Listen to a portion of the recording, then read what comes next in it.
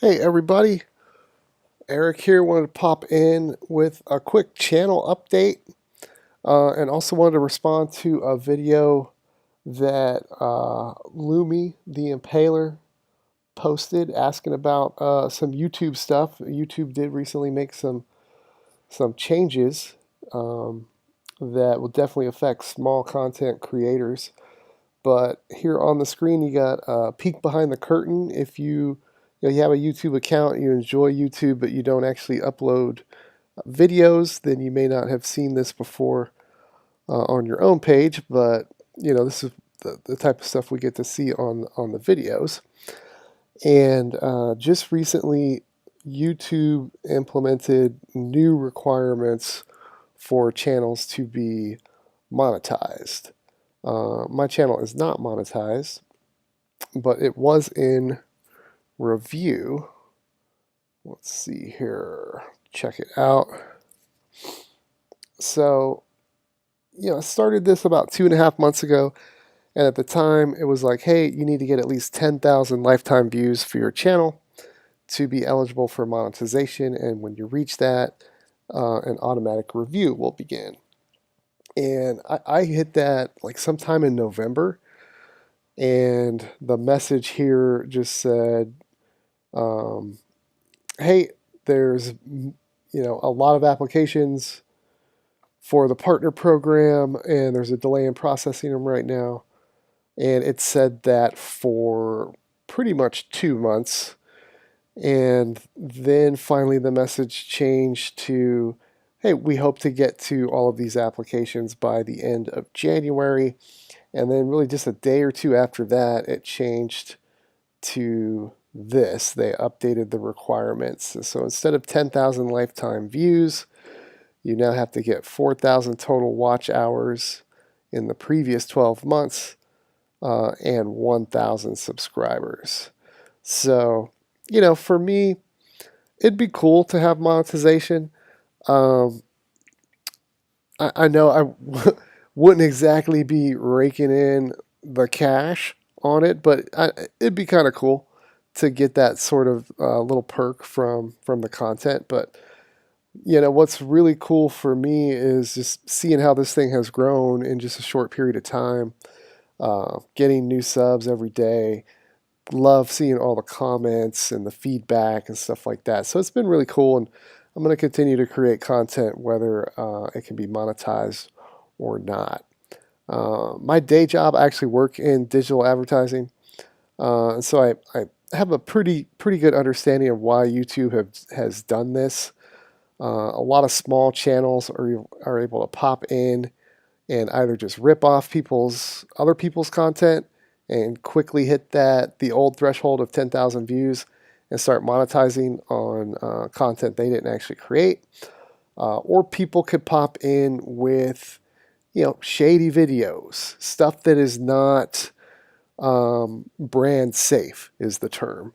And so, it's a business. They're all about the money, and they want to provide inventory for their advertisers that's going to pair up nicely with their brands. And there's too many situations where advertisers were winding up beside content that they were going to find objectionable and that sort of thing. So I know a lot of smaller creators are up in arms about it. But something like 93% of the affected channels were making less than $100 a year. So, not a huge amount of money, but a lot of people upset about it. Feel like they're pushing out the small content creators in favor of the larger ones and the brands and etc. So Lumi, no, I did not get that same email you did because I was not monetized at the time. And you got that update because you got to hit these thresholds or you're going to be demonetized in that date in February. So I'm pretty confident I could hit the 4,000 watch hours. I've got 1,600 in just 2.5 months. So I feel like I certainly hit that in 12 months. But, the subs, that's going to take some time for me. So there you go. That's that. Now let's get into some more normal stuff. Found this cool background of Noctis going after a goblin. Let's see here. Where's the iPhone at? There we go. Um, this is an Empire update. My videos started out real heavy on how-tos and tutorials, and lately I've done just some more general, just kind of BSing about the game and where I'm at and what's going on in my realm and my guild and that kind of stuff. So I'll try to do a better job in the future of identifying in the title of the video if it's a how-to or tutorial or what it is, just so you can make sure you're not wasting your time on stuff you don't necessarily care about. So here in my empire, went to C25. Did that as part of my efforts to hit T3 prizes and some of the recent 3 and 4 day events they've been doing, but also, really wanted to unlock that 4th March slot. When you are looting 100 million energy from a farm, the extra March slot really does come in handy. And that's what I'm doing here. Trying to get my troop armor and troop attack research up to level 10 on all of them. And most of them you're talking like 84 million energy a piece, and then that doesn't even get into the metal and the gil and stuff like that. So grinding that out, that's what I'm doing. A lot of my buildings still need to be caught up. So, the uni's still at 22. I haven't upgraded that one yet just because I'm still got plenty of research to deal with before I do. Got just a few at 24, whatever the minimum was for me to upgrade the Citadel to 25. But still got some at 23. The banishment portal sitting at 20. Hospital training grounds 23. Some will be sitting at C25 for quite a while. Catch some of these major buildings up to 24 and 25 before I move on. But I feel good at 25. It feels it's a better representation of my power, which is been pretty stagnant the last week or so. 30.8 million right now, and it's been super quiet at the hive. Been pretty quiet in the realm ever since our giant cluster of a battle. So I mentioned in a recent video, I was talking about Joker Asylum. He's the #1 power player in our realm.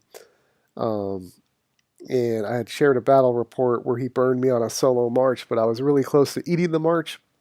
And I said, oh, if I had been online, I could have geared up and maybe ate that march and captured his hero. So he did come back around and attack me again, this time with a level 101 Prompto, but I was online, so I was able to switch into my defensive gear and throw a boost on, and I ate the march. But I learned you can eat a march and still lose, so I still burned. He still killed more troops than I did. I believe his march was 45,000 T5s, but didn't capture the hero. Which was fine because I was correct in supposing that if I did capture his hero on defense, that would pretty well, cause a lot of chaos for the hive, and that exact thing happened. Where you at, Naran? I want to give a shout out to Naran. Naran might be off traveling right now, so. One of my guild mates did capture the 101 level Prompto, and exactly as expected, total chaos erupted at the hive. A bunch of his guild mates poured it in. They were all up here. It was about a dozen of them or 15 of them, all over C30, and started trying to get that hero back. And Naran, who was also level 30 but had not unlocked the T4s yet, but had tons of troops, had Luna leading the defense, just ate march after march and rally after rally. So eventually they split their guild into two and called it an allied guild, so they could run 3 rallies at a time.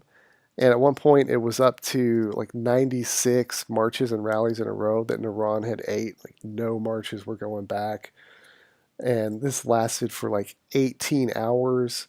His power destroyed went up, I'm not kidding you, 100 million over that period, which skyrocketed up to like number 30 in the realm on power destroyed. So it was insane. I did not get to see how it ended, but from what I could piece together, um, scrolling back through chat, was that they were able to call in some other player, I don't know who was able to put together a rally of all mercenary troops, 100% samurai troops, and with some kind of crazy hero gear that gave a huge attack boost, and that rally freed the hero. And then it's been pretty well quiet after that, but it was a spectacle. It blew up Realm Chat. Joker actually gave us a really nice compliment in Realm Chat that what a great job the guild had done, and what a great setup Naran had on the Empire. So um, hey, cool, got a new comment. But that's it for me. I'm trying to jam out some research. They keep throwing us really nice events. Trial of the Mercenaries. I didn't expect to be able to do much because I don't have the mercenary pits, but they're also throwing us these mini events. The Gathering one, I'll get on that right now, and the Guild Help, I'll get on that as well. So I've already been able to score almost 600 points. T1 prize is 800, and there's still almost 4 full days left on this thing. And most of these events they're throwing us lately, if you can get to T2, throwing you the Glacian Beastmaster and Chief Inquisitor chests. And if you can get to T3, another 200 each of those. And so that's where I've been getting all my Inquisitor materials and Beastmaster materials lately, is these 3 and 4 day events. Just did a video on Beastmaster gear and what I think about it. Go check that out. But definitely, if you can be online, hit these mini events, and you can get there. The weird thing about the last couple events, the prizes threw me a lot of exalted stuff, exalted blueprints, exalted speed ups, royal speed ups, um, T4 resources, throw me like mana and oats and obsidian and stuff. And it's just stuff I'm not going to be able to use for a long, long time. Probably wind up sending it as resource helps to the larger empires in our guild. We actually did just get our first C40. Vespera, the guild leader right there. You can't see because of all the lines, but she just hit C40. Going to be working on T5 soon. So that's pretty exciting for us over here. That's the update, man. So, and future content update. I've jammed out a little bit here the last couple days. Ever since I started this, I wanted to do a video on tips for new players, and not a real generic, here's the top 10 things you need to know about the game, and go through like just what the different buildings do and that kind of stuff. And number 4, this is what a guild is and you should join one, and just real generic kind of surface level stuff like that. There's plenty of videos like that already, but more like kind of real gameplay tips and strategies for new players. But every time I tried to do it, it kept going 20 minutes, 25 minutes, 30 minutes, just too long. Too long of a video, man. So I'm going to break that into slices and do it as a series. I'll set it up as a playlist. So if you're a newer player, definitely be looking for that over the next few days. I've got 5 planned, I think, and it could grow from there. But want to do that before I forget. Because like I've said in the past, the game definitely changes once you get to that C20 level. Strategies change, how and where you get resources changes, values of speed ups changes. Like it's quite different from when you're around C15 and up to C19, and or a brand new Empire. So um, want to get that going. Tips and strategies for new players that'll be coming soon. Look for the playlist. I'm gonna sign off for now. Oh, Lumi, if you made it this far in the video, you mentioned a potential collaboration. Very intriguing, man. I'm definitely open to it. I'm gonna put some thought into what could be cool. But yeah, man, I think that's something we should probably try to make happen, man. So, all right, catch you on the flip side.